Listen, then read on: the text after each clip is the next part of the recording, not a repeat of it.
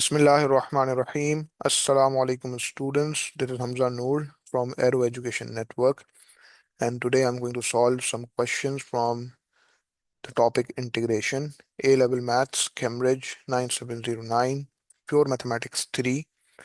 In my earlier video, I solved question number 13 and 14 of the handout. Now we have question number 15 onwards. This question is May, June 2011, paper 3, variant 2, question number 10. So it says that the diagram shows a curve y is equals to x square multiplied by e raised to the power of minus x. Show that the area of the shaded region bounded by the curve, the x-axis, and the line x is equals to 3 is equals to 2 minus 17 over e cube. So here we need to find the area of the shaded region. Okay, so this means that we need to integrate the equation of the curve. So we need to integrate x square multiplied by e raised to the power of minus x with respect to x with upper limit 3 and the lower limit 0. So here we are going to use the formula for integration by parts because we have a combination of two different types of functions. One is algebraic and the other one is exponential. Okay, so we are going to use the late rule, the sequence of late rule, okay, which tells us what to take in place of u. Okay, so our purpose is that u dash has to be simpler. So the sequence is, since one term is algebraic and the other one is exponential, so u will be taken as x square. All right, so therefore we can say that u dash is equals to 2x and v dash is equals to e raised to the power of minus x. So therefore v is equals to e raised to the power of minus x divided by minus 1, which means that v is equals to minus sign multiplied by e raised to the power of minus x. Okay, so the formula for integration by parts, which you already know, and it is given in the formula booklet as well. The integrand is given to you in this form, uv dash. Okay, so when you integrate uv dash with respect to x, so what you get is uv minus integration of vu dash with respect to x. Okay, this formula is also given to you in the booklet as well. So the sequence is like this: uv minus integration of vu dash with respect to x. So when we are integrating x squared times e raised to the power of minus x with respect to x with upper limit 3 and the lower limit 0. So first we have u times v. So this will give you minus x square multiplied by e raised to the power of minus x, and then minus integration of vu dash with respect to x, meaning minus 2x multiplied by e raised to the power of minus x with respect to x. So this expression is integrated. So upper limit 3 and the lower limit 0. And this is about to be integrated in the next step. So upper limit 3 and the lower limit 0. So far we have achieved this thing. All right, so now we are going to simplify this. So minus x squared times e raised to the power of minus x, and then plus integration of 2x times e raised to the power of minus x with respect to x with upper limit 3 and the lower limit 0. And the first expression is integrated, so upper limit 3 and lower limit 0 like this. Now we are going to apply, the integration by parts again, because we need to integrate now 2x multiplied by e raised to the power of minus x with respect to x. So again, according to the same sequence, u will be taken as the algebraic term. So u is equal to 2x, therefore u dash is equals to 2. And v dash is equals to e raised to the power of minus x, and v is therefore e raised to the power of minus x divided by minus 1. Okay, so v is supposed to be minus sign multiplied by e raised to the power of minus x. So again, we will use the integration by parts formula. So we are integrating 2x multiplied by e raised to the power of minus x with respect to x. So uv minus integration of vu dash with respect to x. So this is supposed to be minus 2x multiplied by e raised to the power of minus x, and then minus 2 times e raised to the power of minus x with respect to x. All right, so far we have achieved this thing. So this means that minus 2x multiplied by e raised to the power of minus x plus the integration of 2 times e raised to the power of minus x with respect to x. Now we need to do another integration, but this one is not integration by parts. It is just a standard integration of an exponential function. Okay, so far what we have achieved is that, you know, when we are integrating 2x multiplied by e raised to the power of minus x with respect to x. So this is minus 2x multiplied by e raised to the power of minus x, and then plus integration of 2 times e raised to the power of minus x with respect to x. So 2 as a constant term, and when e raised to the power of minus x is integrated, so e raised to the power of minus x divided by minus 1. Okay, so far we've achieved this thing. And in this step, I'm going to say that upper limit 3 and the lower limit 0, and upper limit 3, lower limit 0 over here. So minus 2x multiplied by e raised to the power of minus x minus 2 times e raised to the power of minus x, upper limit 3 and lower limit 0. All right, so far we have achieved this thing. So what I'm going to do now, I'm going to start again like this, that when we started the integration of x squared times e raised to the power of minus x with respect to x. Okay, so what we achieved was minus x squared times e raised to the power of minus x. This is integrated, upper limit 3 and the lower limit 0. And this was about to be integrated 2x multiplied by e raised to the power of minus x with respect to x with upper limit 3 and the lower limit 0. Okay, and now in place of this 2x times e raised to the power of minus x, meaning in place of the integration of 2x times e raised to the power of minus x with respect to x, we are going to write exactly this thing which we have achieved over here. Okay, by doing the integration by parts once more. Okay, so what we can see that x squared times e raised to the power of minus x with respect to x. So minus x squared times e raised to the power of minus x.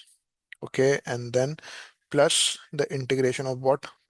Integration of 2x times e raised to the power of minus x. So this is supposed to be minus 2x multiplied by e raised to the power of minus x minus 2e raised to the power of minus x. Now this complete thing is integrated. So upper limit 3 and the lower limit 0 like this.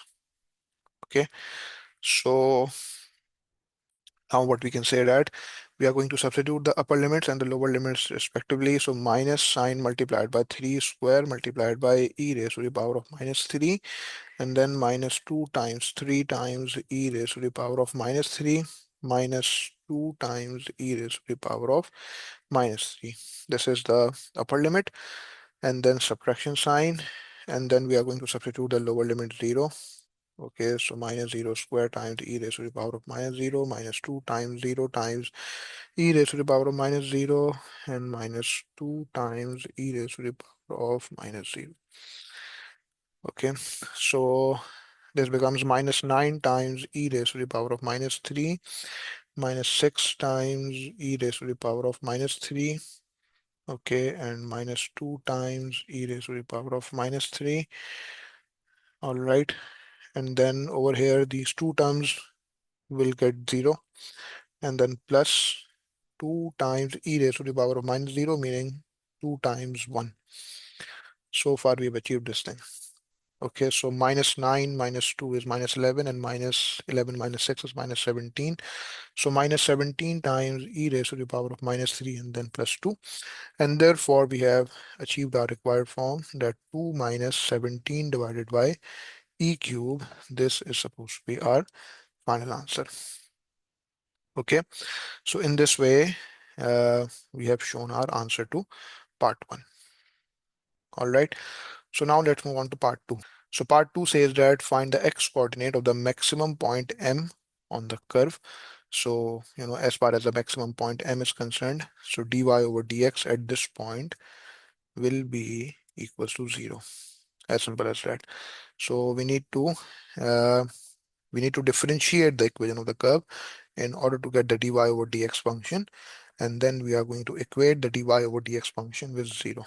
Okay, so equation of the curve is y is equals to x square multiplied by e raised to the power of minus x. Okay, so equation of the curve is in the form of y is equals to u times v. So what we are going to do, we are going to use the formula of the product rule of differentiation. Okay, when y is equals to u times v, so dy over dx is equals to uv dash plus vu dash. Okay, so u is equals to x square. So u dash is equals to 2x.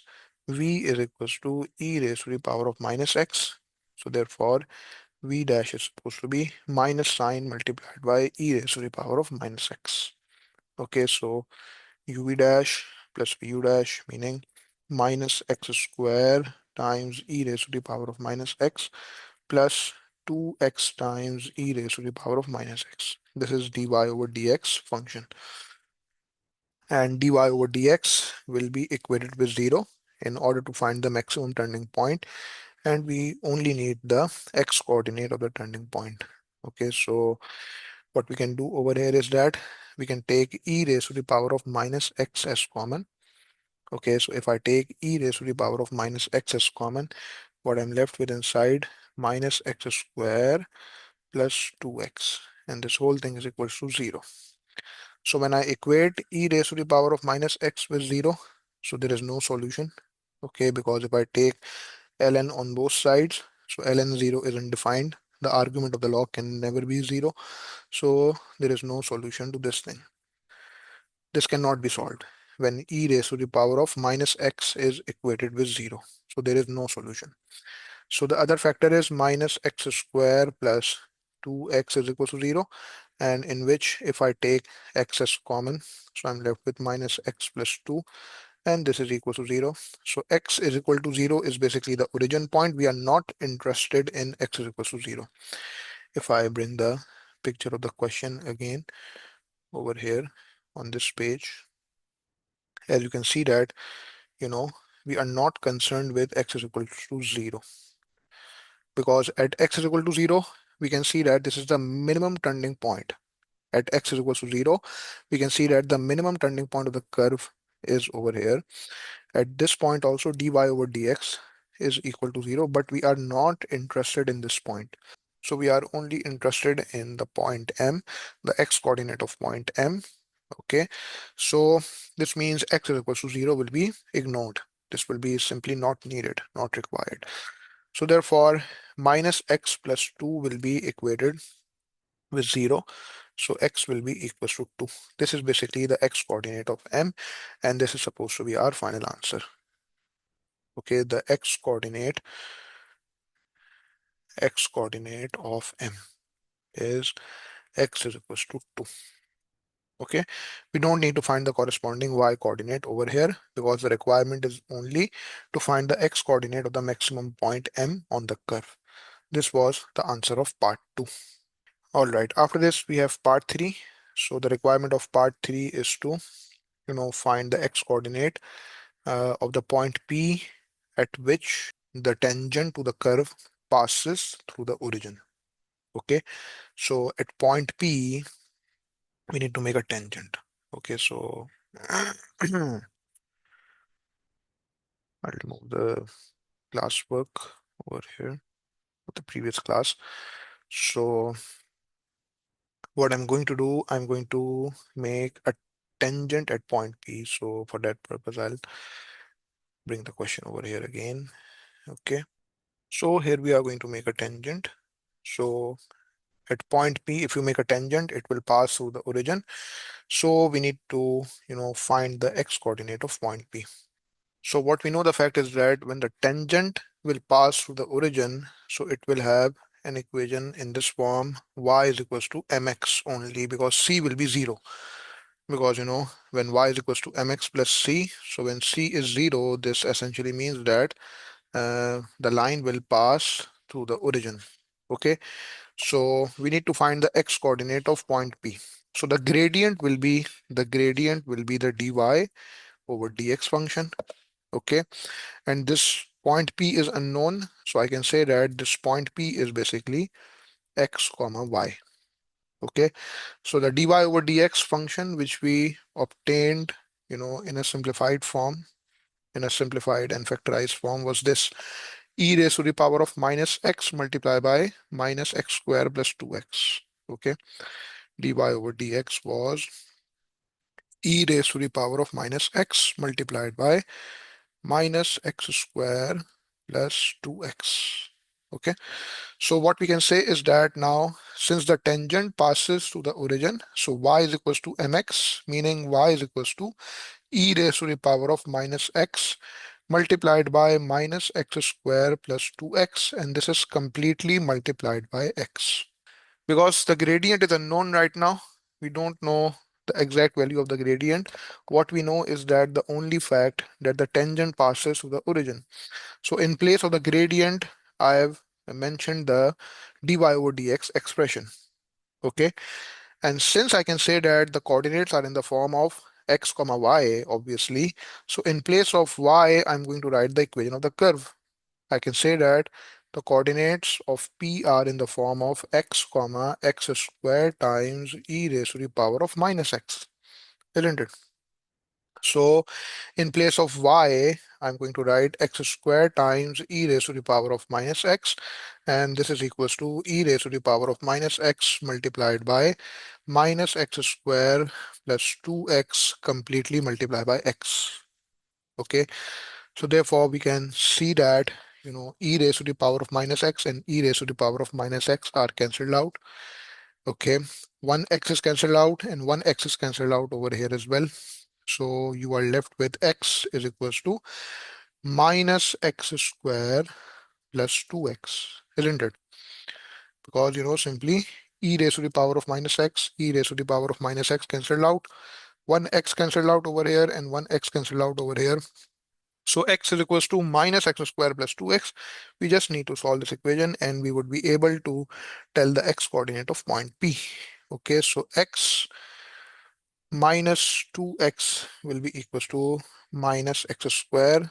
So this means minus x is equals to minus x square, meaning x minus x square is equal to 0. So taking x common, multiply by 1 minus x, and this whole thing is equal to 0.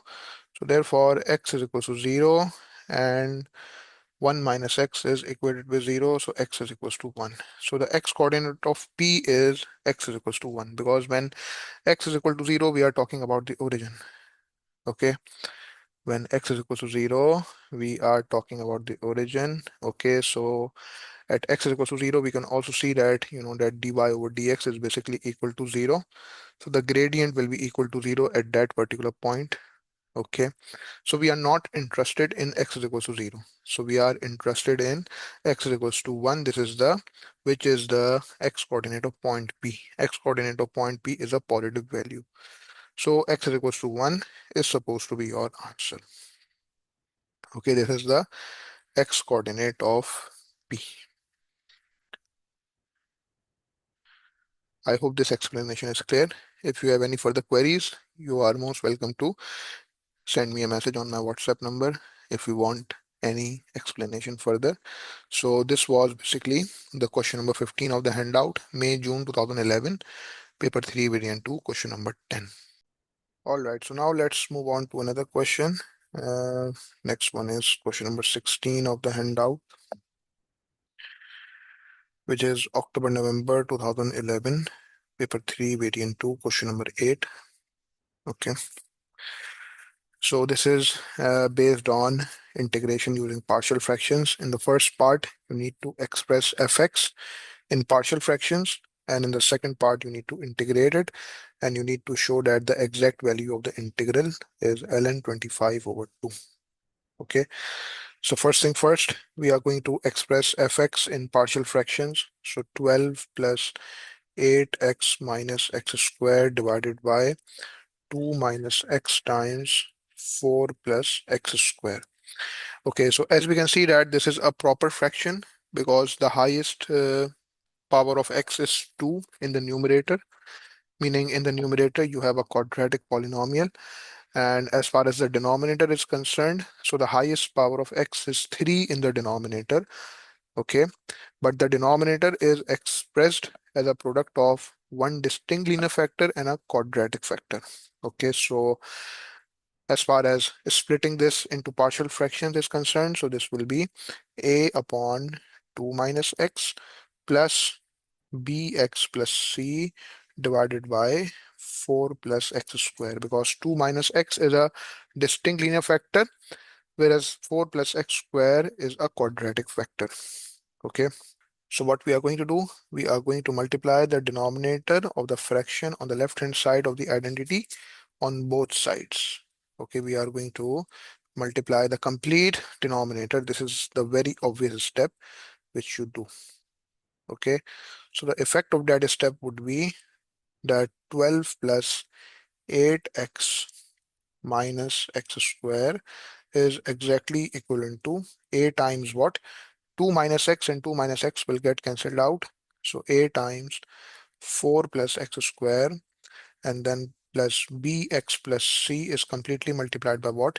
4 plus x square, and 4 plus x square will get cancelled out. So bx plus c will be completely multiplied by 2 minus x. Okay, so first of all, I'm going to substitute x is equals to 2. The advantage would be that b and c would be eliminated and we would be able to get the value of a. So 12 plus 8 times 2 minus 2 square. This will be equals to a times 4 plus 2 square, and this complete thing will be 0, because when x is equals to 2, so b and c would be eliminated. So we are going to say that bx plus c is multiplied by 0. Okay, so this means that um, we are going to evaluate the left hand side. So 12 plus 8 times 2 minus 2 square. This is 24. Okay, and 4 plus 4 is basically 8. So 24 is equals to 8a. Therefore, a will be equals to 24 divided by 8, meaning a will be equals to 3. The value of a is 3. Okay, then what we are going to do, we are going to substitute x is equal to 0 so that b would be eliminated, and we are going to use the value of a which we have found, and we would be able to get the value of c. So x is equals to 0 will be substituted over here. So 12 plus 8 times 0 minus 0 square. This will be equals to 3 times 4, because in place of x we have substituted 0. So x square is also 0, and b is eliminated, so it becomes 0, and then plus c is multiplied by 2 minus 0, which is 2. So after solving this equation, we would be able to find the value of c. So 12 is equals to 12 plus 2c. Okay, so this means that 12 and 12 is cancelled out. So 2c is equal to 0, meaning c will be equals to 0 over here. And now since the last unknown is left, okay, a, b, and c are three unknowns. The last unknown is left. So we can substitute any value of x. Okay, so let's say I'm going to put x is equals to 1. Okay, so 12 plus 8 times 1 minus 1 is squared, and this is basically equals to, in place of a I'm going to write 3, so 3 times 4 plus 1 is squared, and then plus b times so b times 1, so b, and then plus the value of c is 0 multiplied by 2 minus 1, meaning 1. Okay, so far we have achieved this thing. So 12 plus 8 minus 1, 12 plus 8 and then minus 1, this is 19. So 19 is equals to 3 times 5, this is 15, and plus b. Okay, so b is equals to 19 minus 15, meaning b is equals to 4. All right, so the value of b is 4. So therefore we are going to say that fx is basically equals to what? A divided by 2 minus x. So 3 divided by 2 minus x, and then plus bx plus c divided by 4 plus x square. So 4x divided by 4 plus x square. This is supposed to be your answer to part 1. All right. So now let's move on to part 2. So in part 2, we need to integrate this expression. Okay, so I'm going to bring the picture of part 2 on the next page. Upper limit 1 and lower limit 0. So this means that we need to integrate 3 divided by 2 minus x plus 4x divided by 4 plus x square, this complete expression with respect to x with upper limit 1 and lower limit 0. Okay, so what we know the fact is that 3 divided by 2 minus x, so this is basically the integration of 1 upon ax plus b. Okay, so as you know that when you integrate 1 upon ax plus b with respect to x, so this is basically ln modulus of ax plus b and then completely divided by a. Either you can use the modulus sign or you can simply use the brackets as well. So this is basically the concept over here. So we can say that, 3 as a constant term outside, and when we integrate 1 upon 2 minus x with respect to x, so this is basically ln modulus of 2 minus x and then divided by minus 1. Okay, if I show you a separate working on the top, so this is something like this. We are integrating 3 as a common term outside, and we are integrating 1 upon 2 minus x with respect to x. Okay, so 3 multiplied by ln modulus of 2 minus x, and this complete thing is divided by minus 1, because when you differentiate 2 minus x, you will get minus 1. So this will come in the denominator. Okay, and then plus c. So this was a separate working over here on the top for this integrand. And then as far as 4x divided by 4 plus x square is concerned, so if I show you the separate working for this one as well, so we are integrating 4x divided by 4 plus x square with respect to x. So this is f dash x over fx method. Okay, all we need to do is just adjust a constant. All right, so when we integrate f dash x over fx with respect to x, so this is ln modulus of fx and then plus c. All we need to do is just adjust a constant term by multiplying. So in this case, if I show you the separate working over here, so fx is basically 4 plus x square. So f dash x is supposed to be 2x. So if the integrand was given to you in this form, that 2x divided by 4 plus x square, you need to integrate this. So you would have simply said this is ln modulus of 4 plus x square and then plus c. But unfortunately, we don't need 2 in the numerator. We need 4 in the numerator. So we have to multiply 2 on both sides. So therefore, you are going to say that when you integrate 4x divided by 4 plus x square with respect to x, so you get 2 multiplied by ln modulus of 4 plus x square and then plus c. Okay, so here I've shown some individual working over here. All right. So here what you are going to say that, 2 is multiplied by ln modulus of 4 plus x square. Okay, and upper limit is 1 and the lower limit is 0. All right. So far we have achieved this thing. So therefore I'm going to say that this is supposed to be minus 3 multiplied by ln modulus of 2 minus x plus 2 times ln modulus of 4 plus x square. Upper limit is 1 and the lower limit is 0. Okay, either you can use the modulus sign or you can simply use the brackets as well for the argument of the log. So minus 3 multiplied by ln 2 minus 1 and then plus 2 ln 4 plus 1 is squared. This is the upper limit and then subtraction sign, and then you are going to substitute the lower limit. So minus 3 ln 2 minus 0, meaning 2 is the argument, and then plus 2 ln 4.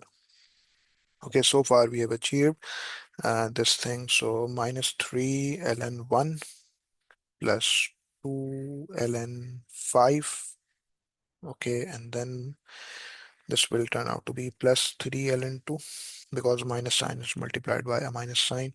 And then this minus sign is multiplied by 2 ln 4. So this will become minus 2 ln 4. Okay, so far we have achieved this thing.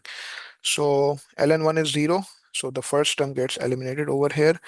And what we need a specific form, which is ln 25 over 2. So in all of these terms, I'm going to bring the constant in the power of the argument of the log. So 2 ln 5 is ln 5 squared. Okay, 3 ln 2 means ln 2 cubed, and then subtraction sign. 2 ln 4 means ln 4 squared. So far we have achieved this thing. So this essentially means that ln 25 plus ln 8 minus ln 16. So we are going to express this as a single logarithm. So this means that ln 25 multiplied by 8 divided by 16. We have used the combination of the product and quotient law of logarithms. So 25 multiplied by 8 divided by 16, this is 25 over 2. So therefore our answer is ln 25 over 2 as per the requirement of the question. So this was the question number 16 of the handout, which is October-November 2011, paper 3, variant 2, question number 8. So in this video, I've discussed these two questions. Okay, I'll be uploading more videos soon. So stay tuned to my channel and thanks for watching. If you do like my content, so do consider subscribing to it. It would be helpful to you in the future. Okay, and if you have any queries, you can always reach out to me on WhatsApp on my number, which is given here. As soon as I'm free, I'll be able to respond, hopefully. So see you in my next video. Thanks for watching.